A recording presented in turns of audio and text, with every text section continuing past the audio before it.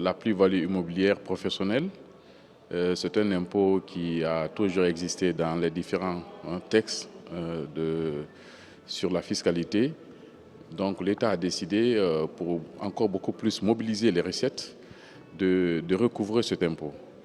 Mais il se trouve que c'est un impôt qui n'est pas connu par les usagers de droit.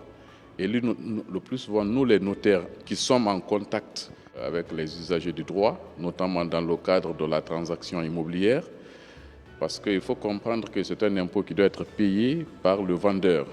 Imaginez quelqu'un qui vend son terrain, on lui dit vous devez payer un impôt. Donc il ne peut pas comprendre.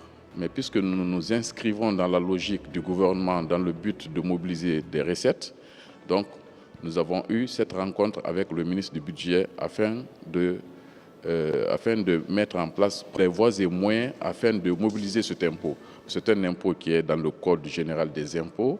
Le ministre a donné des instructions claires et nettes, non seulement avec la Direction générale des impôts, mais aussi avec la Chambre des notaires de Guinée, pour travailler très rapidement pour que les textes d'application soient élaborés et publiés, afin que l'année-là même, la plus-value immobilière soit une réalité dans notre pays, dans le cadre de la mobilisation des recettes. Nous avons exprimé des besoins de formation, d'abord de sensibilisation, parce que c'est vrai que nous sommes dans la logique du gouvernement afin de mobiliser les recettes. Mais vous savez, un impôt qui n'est pas connu, nous avons suggéré au ministre, au-delà de ces textes d'application qui vont accompagner la loi sur la plus-value immobilière, on a demandé à ce qu'il y ait une sensibilisation, une communication au niveau des assujettis, au niveau des usagers du droit, pour qu'ils comprennent d'abord l'intérêt.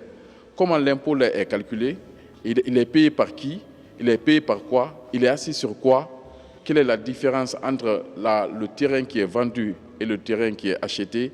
Donc voilà un ensemble de choses sur quoi il faut d'abord sensibiliser les usagers, mais aussi former les notaires. Parce que la façon de calculer cet impôt, même certains notaires ne le savent pas. Donc c'est pourquoi nous avons sollicité aussi la formation au niveau du ministre du Budget pour les notaires, afin qu'on puisse bien cerner tout le contour autour de ce texte-là.